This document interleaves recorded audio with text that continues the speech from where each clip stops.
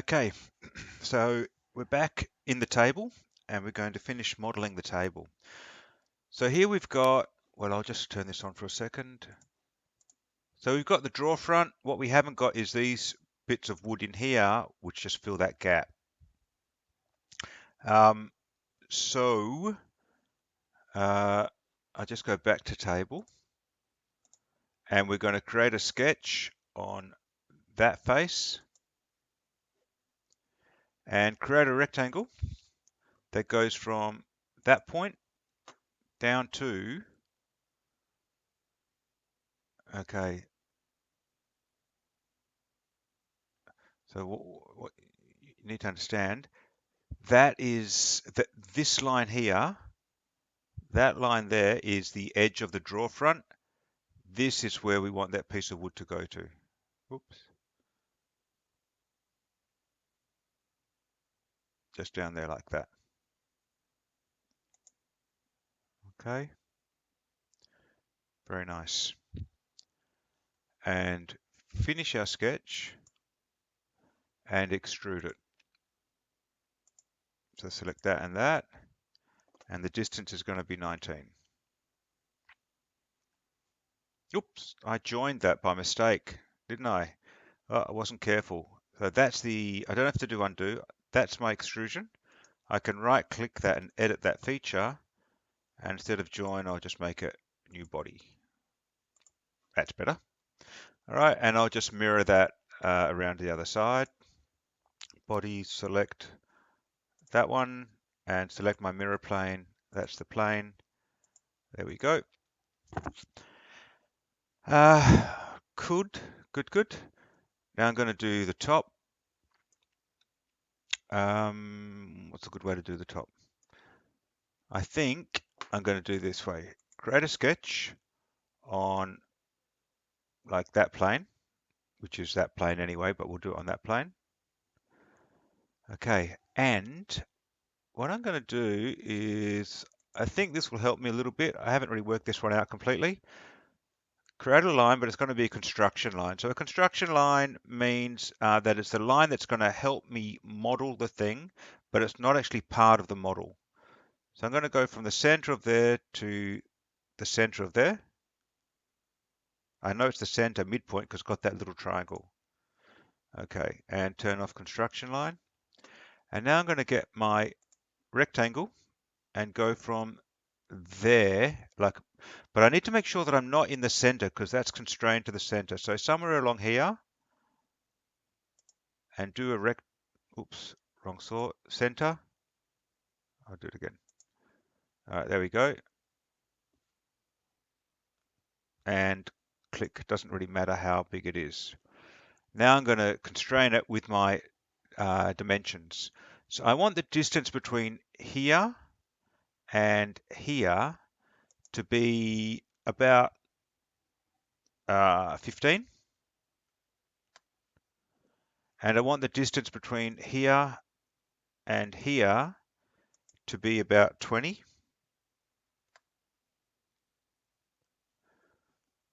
Can I pull that out? Yep. And that looks, I reckon I go something like that. So I'm going to say that overhang that I want here, let's have a look. I'll just click on that. Between that and that, it's currently 108. I quite like that. I'll make it a round number, 110, bit of OCD. And that's looking pretty good. Escape, let's just change that one to 10. All right, that top is fully constrained. Finish sketch, extrude the top, make sure that I've got the whole top, it's all blue. Yep. And it's going to go up and we're going to use 19mm pine. Oh, no, hadn't selected that bit. Now it's all selected. Yep, that's good. We're not going to join it. We're going to create a new body and we're going to go OK. By the way, see that mid-plane that we built? We don't really need that at the moment. That is under construction. So that mid-plane is a construction component. We can just turn that off. Okay. So we're still in here, and this is looking mighty good. We're going to put a chamfer on the bottom of that rail and see what it looks like. We're just going to muck around a little bit. So I'm going to go modify chamfer and select that. Now, not going to go equal distance. We're going to go two distances. Or, yeah, two distances. I haven't played with this much. Distance A, make it 12. And distance B, make it 30. See if that works. It has to be the other way. We'll go 30 and 12. See if that works. Yep.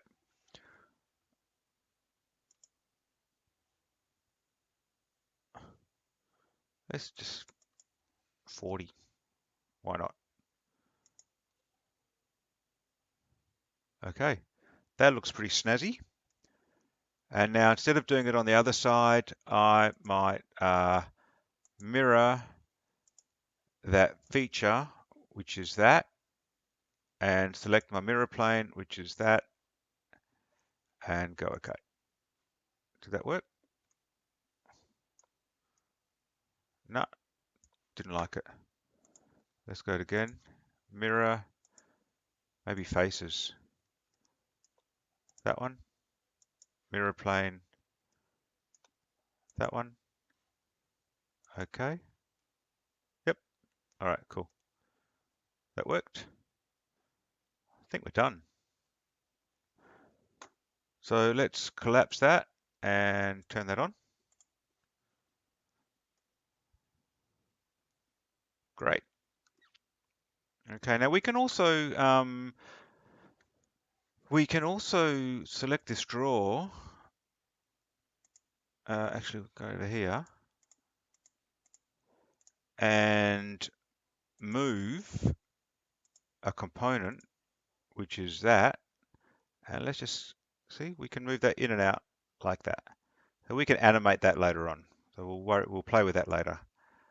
So let's just do cancel that one. Save our work. And that's well, mostly the end of the modeling there. Okay. Now, it turns out that I've made a tiny little mistake in the modeling here earlier on, but it's not a big deal at all. It's very easy to fix, and I'll show you what that mistake is.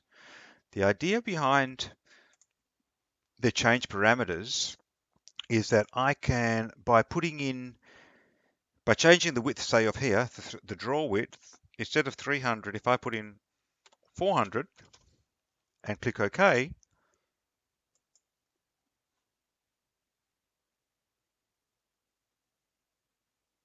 the draw width will change. And it works because I fixed up a little mistake that I made. So I need to show you how to fix that up. So I'll just go back into here and make that 300. So that actually worked really nicely because I fixed up that mistake. So what we need to do is find where we created that component. So it's around about, so we want to bring our time machine back. Actually, just go back up there. Make sure the table is the active component and bring it back to, so I've gone back too far.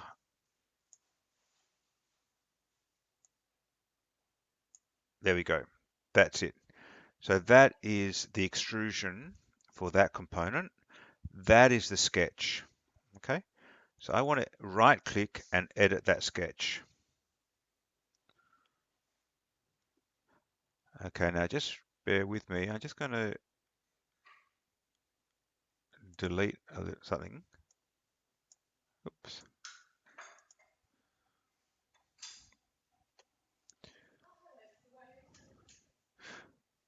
All right. So we had this line we just sort of placed on that line. I'm going to bring it back here, and I'm actually going to force it to be collinear with that line. So I'm going to click on collinear, that line, and that line, which is the inside of the draw rail component. Once I've done that, I can see that these little icons here, they signify that it's collinear. So I can finish the sketch and bring this back up to there. Turn on, activate all of it, and I'll just look at it underneath and just make sure that it actually does work. So I'll go turn on my parameters and change the draw width from 300 to 400. Yep, 200. Pretty good. What about the background? Instead of 660, what if we made that 800? Excellent. And the side rail, instead of 310, 250. It's all looking pretty good. All right. So I think the side rail will keep it at about 310. The draw width will make it about 400.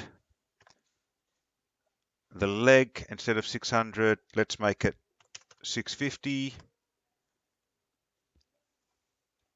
But you guys can do whatever dimensions you want. All right. So that's looking good.